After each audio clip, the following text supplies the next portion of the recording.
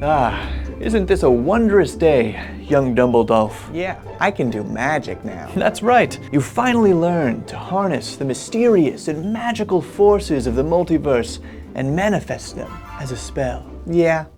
What's that? Oh, 3 vicious kobolds about 120 feet away, running right toward us. Don't worry, Dumbledore. I'll protect. Oh. Firebolt. Oh, you've got one. Your training is already. Firebolt. Hey, another one. Oh, look, Dumbledore. The last one is running away. Firebolt. Is actually the perfect example of how the hard magic system of Dungeons & Dragons turns the otherwise fantastical arcane forces of magic into a gun. Like literally, with the Firebolt's long range, it is more reliable than the pistol included in the 5e Dungeon Master's Guide. And while it is certainly convenient for GMs and players to know for sure, every time, exactly how a magic spell will work, that repetitive predictability takes away a lot of the magic.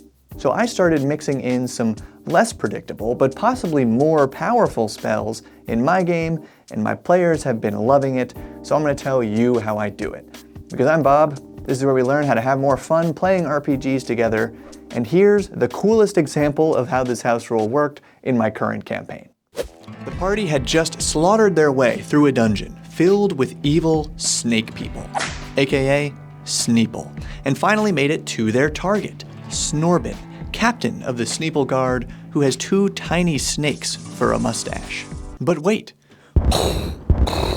they did not know about Snorbin's young Hydra. Things are looking bad, but the wizard realizes something. Using our other super fun house rule called Hero Coins, he gathers 3 coins from the other players and cashes them in for an automatic natural 20 on his next roll. This video's house rule: a spell check to cast an otherwise very basic spell, Magic Missile. But when he makes this spell check, the player, being a fan of epic fantasy and badass anime heroes just going Nova during a fight, he also uses the tactical, resource-driven part of this video's house rule. He sacrifices, temporarily, 8 points from his strength and constitution scores, adding them to his nat 20 for a total magic missile spell check of 28.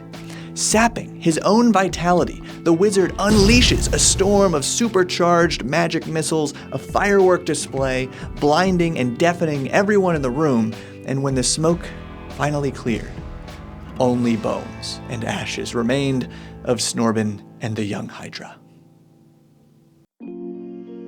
Now, I kind of understand if a GM might hear that story and think, dang, they one-shotted the boss encounter. That's no fun. And I don't really know what to tell those GMs besides, nah, it was really fun. I'm not kidding. Every other player at the table, at that table, was like, whoa, I want to be able to do stuff like that. So then I showed them this. Dungeon Crawl Classics, a role-playing game very much like D&D, but with a far more magical magic system. Let's just look at Magic Missile. It's a level 1 spell with a range of 150 feet or more, instantaneous, and usually takes an action to cast. So far, very similar to D&D 5e Magic Missile, but it also includes a little table for how the spell manifests, what it looks like when you cast it. That's fun. And jumping to the second half of the page, we see different descriptions for the same spell, depending on how high you roll on your spell check. These descriptions range from failure with a wild magic style misfire to a normal D&D style magic missile, to casting a single powerful missile that does damage equal to 4d12 plus caster level to a maximum range of 1,000 feet. Okay, Bob, but that sounds kinda wild. How can I implement this into my game more gradually, like just to test it out? Very astute question, and I recommend you start by introducing just 1 or 2 of the 10 DCC spells found in this free Quick Start PDF, link below. as spell scrolls or even potions, just some consumable item with a one-time use. So if the players try it once, but they fail their spellcasting check and therefore decide this whole idea is dumb because it didn't make them instantly insanely powerful, then it's gone, whatever. But if they do like it, great. You can easily introduce more scrolls later. That's exactly what I did, and then occasionally the party would find a spell book with 1 or 2 DCC spells, so my wizard and warlock players have been able to learn from those books and add the spells to their own spell lists. Now before I tell you the mechanics of how I make DCC spell checks work in my mostly D&D 5e campaign, if you're interested in experiencing some of my house rules as a player, I just launched a new monthly campaign tier on my Patreon for 6 players.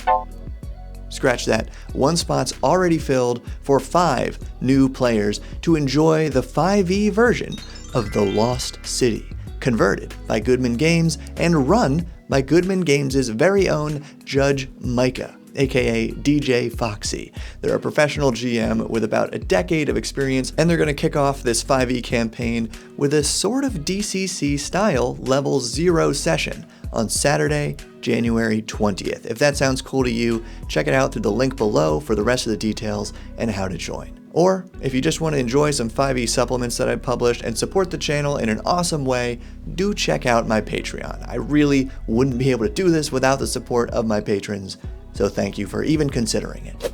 Okay, this magic house rule mostly boils down to a slightly modified spell check. To cast DCC spells in 5e, roll 1d20 plus spellcasting modifier plus caster level.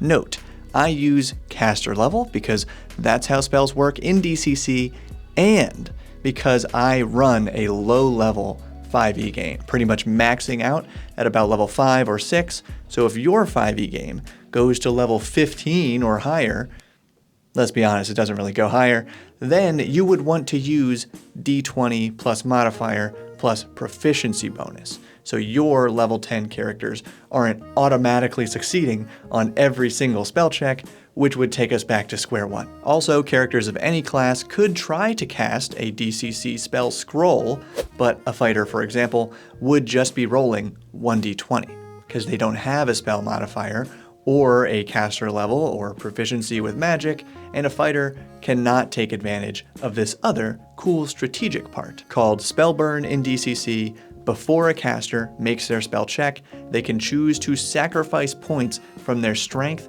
dexterity, or constitution score, where each point sacrificed adds +1 to the spell check.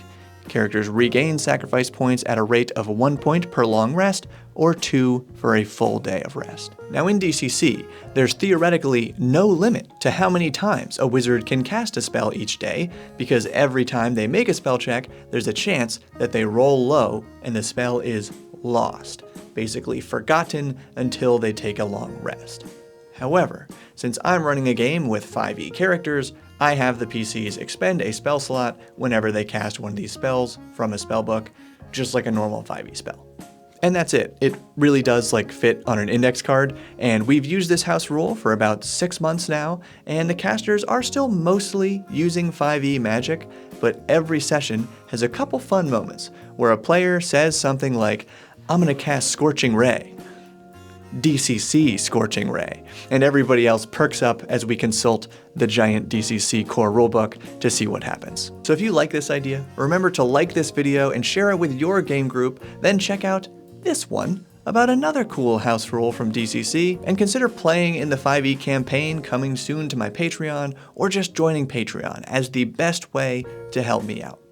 Thanks for your support, and keep building.